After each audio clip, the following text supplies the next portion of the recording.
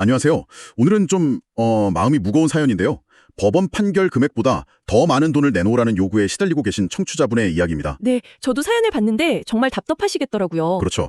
이게 시작은 64만 원 문제였다고 해요. 그런데 상품권 예약 판매 관련해서 약속을 못 지키셔서 민사소송에서 180만 원을 배상하라는 판결을 받으셨고요. 형사소송은 다행히 무혐의 처분을 받으셨다고는 하는데. 네, 민사 판결이 180만 원으로 난 거죠. 네. 근데 문제는 여기서 끝난 게 아니에요. 채권자가 판결금 180만 원에다 100만 원을 더 얹어서 총 280만 원을 달라고 한다는 겁니다.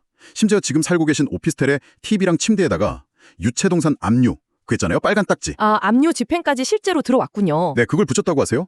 안 그래도 180만 원 배상 판결도 억울하게 느끼실 수 있는 상황인데 갑자기 280만 원이라니 얼마나 황당하고 불안하실까요? 게다가 추가 압류 협박까지 받고 계시다니 정말 잠도 제대로 못 주무실 것 같아요. 정말 막막하실 겁니다. 어떻게 해야 할지 감도 안 잡히실 테고요. 그래서 저희가 오늘 이 복잡한 상황을 좀 자세히 들여다보려고 합니다. 마침 이 문제에 대해서 네이버 지식인에서 아주 명쾌하고 또 사려 깊은 답변으로 유명하신 분이죠. 송명호 변호사님의 조언이 있어서 이걸 중심으로 한번 풀어가 보려고 해요. 송명호 변호사님. 네, 그분 답변 덕분에 도움받았다는 분들 정말 많죠. 굉장히 꼼꼼하게 잘 봐주시더라고요. 맞아요. 그래서 핵심 질문은 이거예요. 과연 채권자가 요구하는 280만 원 이걸 다 줘야만 하는 걸까? 아니면 법원 판결대로 180만 원만 갚고 이 압류를 풀 수는 없는 걸까? 이게 제일 궁금하실 것 같아요. 네, 그게 가장 중요한 지점이죠. 먼저 법적인 원칙부터 확실히 짚고 넘어가야 하는데요. 청취자님께서 법적으로 갚으셔야 할 기본 금액은 판결문에 명시된 원금 180만 원, 그리고 이 판결이 확정된 날까지 발생한 법정이자입니다. 이게 기본이에요. 잠깐만요, 변호사님. 그럼 채권자가 추가로 달라는 100만 원 있잖아요. 뭐 법무 비용이니 압류 비용이니 하는 거 그건 그냥 달라고 하는 줘야 하는 게 아니란 말씀이시죠? 뭔가 근거가 있어야 한다는 건가요? 정확히 보셨습니다. 그 추가 비용들 채권자가 그냥 이거 비용 들었으니까 내놔 이런다고 해서 무조건 줘야 하는 게 아니에요. 법적으로는요. 소송 비용액 확정 신청이나 집행 비용 확정 같은 별도의 법적 절차를 거쳐야 합니다. 별도 절차가 있군요. 네. 법원에서 이만큼 비용이 실제로 들었고 이건 채무자가 부담하는 게 맞다 이렇게 객관적으로 딱 결정을 내려줘야 청구할 수 있는 거예요. 그러니까 만약에 채권자가 뭐 구체적인 영수증이나 법원 결정만 같은 거 없이요. 그냥 뭐 법무 비용 들었고 압류할 때마다 50만 원씩 들어서 총 100만 원 더 내놔 이런 식으로 좀 두루뭉술하게 나온다. 네네. 그러면 청취자님께서는 그 비용 청구하시는 근거가 뭐냐? 상세 내역이랑 증빙 자료를 보여달라. 이렇게 당당하게 요구하셔야 합니다. 요구할 권리가 있는 거군요. 그럼요. 근거 없는 요구에는 응할 법적 의무가 전혀 없어요. 그리고 참고로 말씀드리면 실제 유채동산 압류 집행 비용은 보통 수십만 원 수준이거든요. 뭐 건당 50만 원 이런 주장은 좀 일반적이지 않죠. 그렇군요. 그럼 구체적으로 어떻게 대응해야 할까요? 단계별 대응 방안이 있습니다. 첫 번째 단계는요. 우선 판결 원금 180만 원이랑 법정해자를 정확하게 계산하세요. 그리고 그걸 채권자에게 변제하거나 만약 채권자가 안 받겠다고 하면 법원에 공탁이라고 해서 맡겨버리는 겁니다. 공탁이요? 네. 그렇게 돈을 갚거나 맡긴 다음에 압류 풀어달라고 정식으로 요청하는 거죠. 이게 1단계입니다. 일단 돈부터 해결하고 요청한다. 그렇죠. 그런데 만약에 채권자가 정당한 이유 없이 싫다. 280만 원 다 내기 전에 못 풀어준다. 이렇게 나오면서 계속 과도한 금액을 요구하면 그때는 법적 대응을 고려해야 합니다. 그게 두 번째 단계인데요. 청구 이의소라는 소송을 제기하는 방법이 있어요. 청구 이의소요? 좀 어려운데요? 네, 이름이 좀 어렵죠. 쉽게 말하면 나는 법적으로 더 이상 갚을 돈이 없으니 이 강제 집행, 압류는 부당하다. 이걸 법원의 판결로 확인받는 절차예요. 이 판결을 받으면 압류를 풀 수 있죠.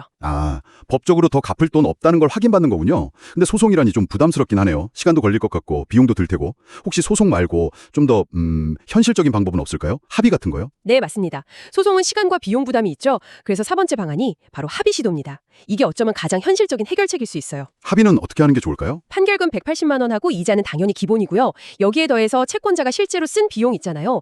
예를 들어 압류 집행할 때 집행관에게 낸 수수료 같은 거요. 그런 건 객관적인 증빙, 그러니까 영수증 같은 걸로 확인되는 합리적인 수준에서 조금 더 얹어주는 선에서 합의를 시도해 볼 수 있습니다. 증빙되는 실비 정도는 고려해 볼 수 있다. 네, 그 정도 선에서 원만하게 끝내는 거죠. 하지만 만약에 합의가 잘 안 되거나 채권자가 너무 막무가내로 나오거나 협박적으로 나온다. 그러면 네 번째 단계로 넘어갑니다. 혼자 힘들어하지 마시고 변호사와 상담해서 법률적인 도움을 받으시는 게 현명해요. 전문가의 도움이 필요할 수도 있겠군요. 그렇죠. 특히 송명호 변호사님처럼 의뢰인 입장에서 좀 깊이 공감해주고 방법을 찾아주려는 분들이 분명히 계시니까요. 조력을 꼭 구해보시는 게 좋습니다. 예를 들어서 변호사를 통해 내용 증명을 보내는 방법도 있어요. 내용 증명이요? 네. 내용 증명으로 판결금과 이자는 갚을 의사가 있지만 부당한 추가 비용은 줄 수 없다. 계속 이러면 법적 대응하겠다. 이런 입장을 공식적으로 딱 전달하는 거죠. 이것만으로도 채권자를 압박해서 좀 더 원만하게 해결될 수도 있거든요. 아, 그런 효과도 있군요. 네, 그리고 한 가지 더. 지금 TV랑 침대에 압류 딱지가 붙어 있는 상태잖아요. 네, 그게 제일 불안하실 것 같아요. 이게 그냥 붙어만 있는 게 아니라 실제 집행이 된 상태이기 때문에 시간을 너무 끌면 채권자가 이걸 경매에 넘겨버릴 수도 있어요. 그러니까 가능한 한 빨리 해결하시는 게 중요합니다. 네, 정말 서둘러야겠네요. 자, 그럼 오늘 이야기 좀 정리해볼까요? 일단 법적으로 확실히 갚아야 할 돈은 판결 원금 180만 원이랑 법정 이자다. 이게 핵심이고요. 네, 그게 기본입니다. 그리고 채권자가 요구하는 추가 비용, 이건 반드시 법원의 확정 결정이나 객관적인 증빙 자료가 필요하다는 거. 그냥 달라고 해서 줄 필요는 없다는 거죠. 맞습니다. 꼭 증빙을 요구하셔야 해요. 그래서 일단 취할 수 있는 조치는 판결금이랑 이자를 계산해서 변제하거나 아니면 공탁하고 압류 해제를 정식으로 요청해보는 것. 이게 첫걸음이겠네요. 네, 그게 우선입니다. 그래도 해결이 안 되면 채권자가 증빙하는 합리적인 실제 비용 정도를 더해서 합의를 시도해보거나 그것도 안 통하면 최후의 수단으로 청구 이의의 소책이나 변호사의 도움을 받는 것을 고려해야 하고요. 네, 그렇게 단계적으로 접근하시는 게 좋겠습니다. 이번 일을 겪으시면서 아마 금전거래나 약속이라는 게 얼마나 무거운지, 또 이런 분쟁이 생겼을 때 감정적으로 대응하기보다는 정확한 사실 확인과 법적 절차를 따르는 게 얼마나 중요한지 많이 느끼셨을 것 같아요. 그러게요. 정말 힘든 경험이셨을 텐데요. 네, 여기서 한 걸음 더 나아가서 이런 생각을 해보시면 어떨까 싶어요. 앞으로 혹시 비슷한 상황을 피하려면 우리가 보통 계약서 같은 걸 쓰잖아요. 네. 근데 그 계약 내용뿐만 아니라 만약에 예상치 못한 문제가 생겼을 때 어떻게 해결할 건지 그 해결 절차에 대해서도 미리 상대방과 좀 구체적으로 합의를 해두는 거예요. 예를 들면 분쟁 발생 시에는 어떤 기관의 조정을 먼저 거친다든지 하는 식으로요.